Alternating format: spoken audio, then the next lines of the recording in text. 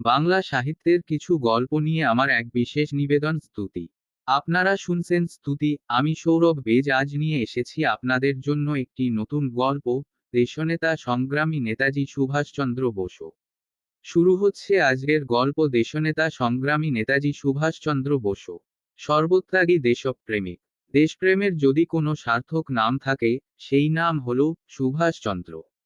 ভারতবর্ষের ইতিহাস থেকে খুঁজে খুঁজে নানা ধরনের ত্যাগের উদাহরণ আমরা সংকলিত করতে পারি, কিন্তু কেবল দেশের জন্য আত্মোৎসর্গ, সর্বস্ব ত্যাগ তার মতো এভাবে কে করেছে? পরাধীনতার যন্ত্রণার এমন জ্বালা সুভাষচন্দ্র ছাড়া আর কে অমনভাবে বহন করেছে? ইতিহাসে এ দৃষ্টান্ত বিরল। সুভাষচন্দ্র তাই ভারতবাসীর কাছে নিছক একজন দেশপ্রেমী নেতা নন, তিনি হলেন নেতাজি। জন্ম, শিক্ষা ও কর্মজীবন। সুভাষচন্দ্রের জন্ম হয়েছিল 1897 খ্রিস্টাব্দের 23শে জানুয়ারি, ওড়িশার কটক শহরে। র্যাভেনশ কলিজিয়েট স্কুলে তার ছাত্রজীবনের শুরু। ছাত্র হিসাবে তিনি ছিলেন অসাধারণ মেধাবী। ছাত্রজীবনে নিতান্ত অল্প বয়স থেকেই তিনি সমাজসেবার কাজে নিজেকে নিয়োগ করেন। বিবেকানন্দ ছিলেন তার কাছে এক আদর্শ পুরুষ। 1911 খ্রিস্টাব্দে কলকাতা বিশ্ববিদ্যালয়ে দ্বিতীয় স্থান অধিকার করে তিনি প্রবেশিকা পরীক্ষায় উত্তীর্ণ হন। এরপর তিনি উচ্চতর শিক্ষা গ্রহণের জন্য ভর্তি হন প্রেসিডেন্সি কলেজে। এই কলেজে পড়বার সময় ভারত বিদ্বেষী অধ্যাপক ওটেনের সঙ্গে তার সংঘর্ষ হয়। এই সংঘর্ষের জন্য তাকে শাস্তিও পেতে হয়। বাধ্য হন তিনি প্রেসিডেন্সি কলেজ ত্যাগ করতে। পরে স্কটিশ চার্চ কলেজ থেকে দর্শনে প্রথম শ্রেণীর অনার্স নিয়ে বি.এ. পাশ করেন। এরপর তিনি বিলাতে যান এবং মাত্র 6 মাসের প্রস্তুতি নিয়ে আই.সি.এস. পরীক্ষায় চতুর্থ স্থান অধিকার করে সগৌরবে উত্তীর্ণ হন। ইংরেজিতে তিনি ইংরেজ প্রতিযোগীদের পরাজিত করে প্রথম হন। স্বদেশের জন্য দীক্ষা। সেকালে আই.সি.এস. এর মতো বড় চাকরি এদেশে আর ছিল না। একে বলা হতো স্বর্গীয় চাকরি। স্বদেশপ্রেম ও পরাধীনতার জ্বালা সুভাষের চিত্তে তখন এতই তীব্র যে তিনি সেরা চাকুরিটি হাতের মুঠোয় পেয়েও ইংরেজদের গোলামি বর্জন করবার সিদ্ধান্ত নিলেন। ইংল্যান্ডের থেকে জাহাজ এসে যখন বোম্বাইয়ে পৌঁছুল, তিনি জাহাজ থেকে নামলেন একটি সিদ্ধান্ত নিয়েই। ইংরেজের গোলামি করতে হবে বলে তিনি আই.সি.এস. এর নিয়োগপত্র কুচিয়ে ছিঁড়ে ফেলে দিলেন। সেদিনের তারিখ ছিল 16ই জুলাই 1921 খ্রিস্টাব্দ। তিনি সোজা গিয়ে হাজির হলেন গান্ধীজির কাছে এবং দেশের সেবায় নিজেকে উৎসর্গ করার প্রস্তাব দিলেন। গান্ধীজি তাকে সাদরে গ্রহণ করলেন এবং দেশবন্ধু চিত্তরঞ্জনের কাছে থেকে কাজ করতে উপদেশ দিলেন। বলা বাহুল্য, সেদিন থেকেই সুভাষচন্দ্র স্বাধীনতা আন্দোলনে নেমে পড়লেন। স্বদেশী আন্দোলন। জ্বলন্ত একটি গোলার মতো তিনি ইংরেজ শাসকদের কাছে পড়ে ভীতির কারণ হয়ে উঠলেন। প্রতিটি স্বদেশী আন্দোলনের সামনে তাকে দেখা গেল।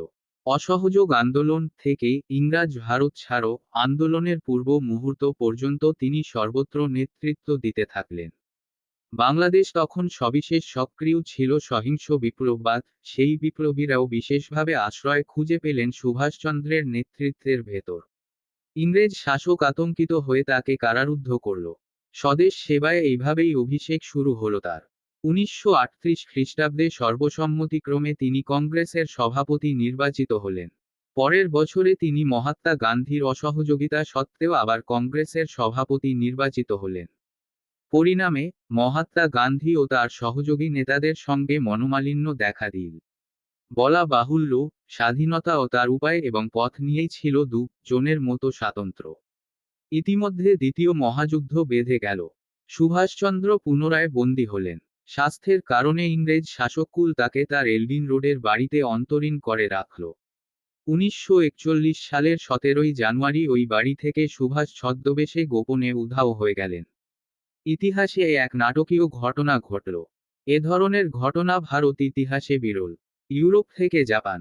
সুভাষচন্দ্রের জীবনে এর পরবর্তী অংশ রহস্য রোমাঞ্চ থেকেও আকর্ষণীয়।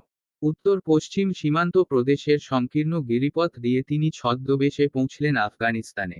সেখান থেকে জার্মানিতে কিছুদিন থাকলেন এবং দেখা করলেন হিটলারের সঙ্গে। এখানে তার উদ্দেশ্য সফল হলো না দেখে হাজার হাজার মাইল পথ তিনি ডুবোজাহাজে করে পাড়ি দিয়ে চলে এলেন জাপানে। রাসবিহারী বসুর আনুকূল্যে আজাদ হিন্দ ফৌজ এর নেতৃত্ব পেলেন সুভাষ। এবং এই সৈন্য নিয়ে মুক্তি বাহিনী তৈরি করে এগিয়ে এলেন তিনি ভারতের পথে। ইংরেজ সৈন্যদের পরাভূত করে ইম্মল ও কোহিমায় তিনি স্বাধীন ভারতের পতাকা ওড়ালেন। মুক্ত করলেন আন্দামান ও নিকোবর দ্বীপপুঞ্জ। সুভাষচন্দ্র ছিলেন আজাদ হিন্দ এর চোখের মণি। তিনি সকলের প্রিয়জন, আদরের নেতাজি। তার একটিমাত্র স্লোগান ছিল, জয় হিন্দ, অর্থাৎ স্বাধীন ভারতের জয়। দুর্ঘটনা: 1945 খ্রিস্টাব্দে জাপানের শোচনীয় পরাজয় ঘটল। নীরবে নিঃশর্তে আত্মসমর্পণ করল জাপান। জাপানের এই আকস্মিক ও অপ্রত্যাশিত আত্মসমর্পণ সবিশেষ সংকটের সৃষ্টি করল সুভাষচন্দ্রের কাছে, এবং তিনি সঙ্গে সঙ্গে নিরুপায় হয়ে আত্মগোপন করলেন। এরপর কোথায় যেন তিনি হারিয়ে গেলেন। তাকে আর পাওয়া গেল না। গভীর রহস্য ঘিরে রইল তাকে নিয়ে। তার মৃত্যুর কথা কোনো কোনো মহল থেকে প্রচারিত হলেও কোনো ভারতবাসী তার মৃত্যুকে বিশ্বাস করে না। আজও না। ভারতের স্বাধীনতা। এদিকে দ্বিতীয় বিশ্বযুদ্ধের পর ভারতের অবস্থা একেবারেই বদলে গেল। দেখা দিল ভারত জুড়ে বিশাল জনজাগরণ। সুভাষচন্দ্রের আজাদ হিন্দ ফৌজ এবং তার সামরিক আয়োজনের খবর ইংরেজরা আড়াল করে রেখেছিল। এসব খবর যখন পুরোপুরি ভারতবাসীদের গোচরে এল, তখন আসমুদ্র হিমাচল উদ্বেলিত হয়ে উঠল নেতাজি সুভাষচন্দ্রের নামে। সকলের মুখে মুখে শোনা যেতে থাকল, জয় হিন্দ বাণী। শাসক ইংরেজ এ অবস্থায় হয়ে উঠল ভীতসন্ত্রস্ত। নৌবাহিনীতে দেখা দিল বিদ্রোহ।